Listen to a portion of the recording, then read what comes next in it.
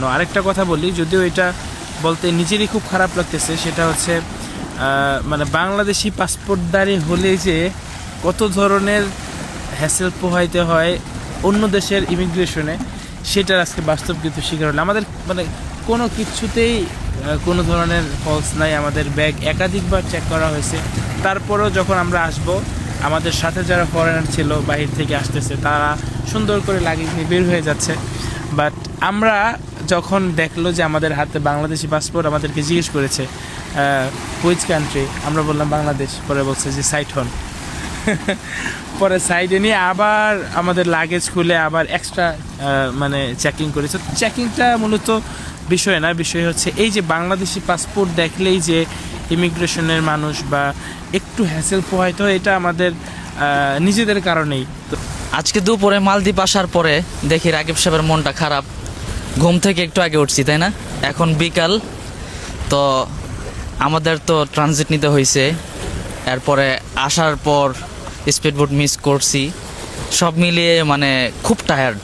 তো এর মধ্যে বন্ধু রাকিব তো এই ফার্স্ট টাইম আসলো, আমি তো আগে একবার আসছি। তো দেখলাম যে বসে আছে, মন খারাপ।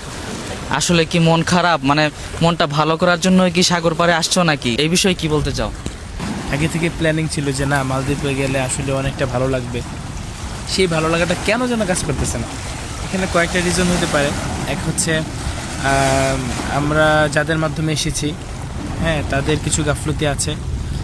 দ্বিতীয়ত হচ্ছে এবারের সফরটা খুব বেশি জার্নি হয়ে গিয়েছে, এবং যে এয়ারলাইন্সে এসেছি সেটাও আমাদের জন্য সিলেক্ট করাটা মানে আমরা তো আগে আসি নাই, সেই কারণে এটাও একটু হ্যাসেল হয়ে গিয়েছিল।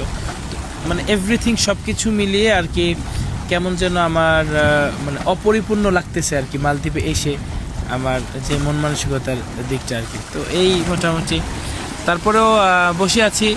তবে একটা জিনিস না বললেই না, মালদ্বীপের যে পানি, মাশাআল্লাহ, মানে মনটা ভালো হয়েছে। হ্যাঁ হ্যাঁ, একটু একটু আল্লাহ, এই যে পানি চলে আসছে। আলহামদুলিল্লাহ, আস্তে আস্তে মন ভালো হচ্ছে। এরপরে কালকে কিছু অ্যাক্টিভিটিস করবো আমরা।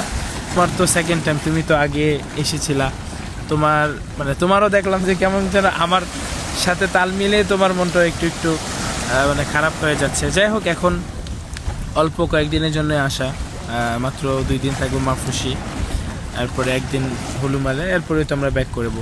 তো আমাদের আসার উদ্দেশ্যটা মানে আমার আর কি অ্যাকচুয়ালি আসার উদ্দেশ্যটাই ছিল যে মালদ্বীপের ভিসা লাগবে জন্য। আরেকটা কথা বলি, যদিও এটা বলতে নিজেরই খুব খারাপ লাগতেছে, সেটা হচ্ছে মানে বাংলাদেশি পাসপোর্টধারী হলে যে কত ধরনের হ্যাসেল পোহাইতে হয় অন্য দেশের ইমিগ্রেশনে, সেটার আজকে বাস্তব কিন্তু শিকার হলো। আমাদের মানে কোনো কিছুতেই কোনো ধরনের ফলস নাই, আমাদের ব্যাগ একাধিকবার চেক করা হয়েছে।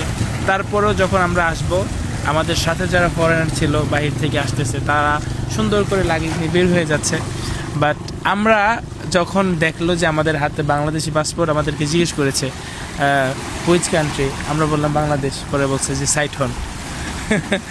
পরে সাইডে নিয়ে আবার আমাদের লাগেজ খুলে আবার এক্সট্রা মানে চেকিং করেছে। চেকিংটা মূলত বিষয় না, বিষয় হচ্ছে এই যে বাংলাদেশি পাসপোর্ট দেখলেই যে ইমিগ্রেশনের মানুষ বা একটু হ্যাসেল পোহাইতে হয়, এটা আমাদের নিজেদের কারণেই। তো এই জন্য আমি বলবো যে আমরা যারা দেশীয় ভাই আছি বা যারা বাহিরে আসার প্ল্যানিং করতেছি, তারা অবশ্যই মন মানসিকতা এরকম রাখি যেন অন্ততপক্ষে আমাদের পাসপোর্টের যে একটা মানে ব্যাড নেগেটিভিটি আছে, সেটা যেন অন্যান্য কান্ট্রি থেকে উঠে যায়, আমরা যেন সহজেই সব প্রত্যেকটা দেশ ট্রাভেল করতে পারি আর কি। আল্লাহ আমাদের মনকে ভালো করে দিক।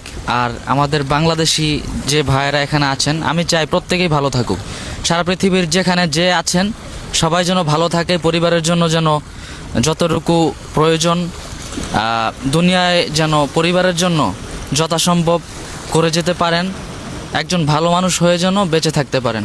আল্লাহ ভরসা, সবাই দোয়া করবেন। মালদ্বীপে 2 দিন আছি ইনশাল্লাহ, আল্লাহ যদি বাঁচিয়ে রাখে আরও হয়তো আসা হবে।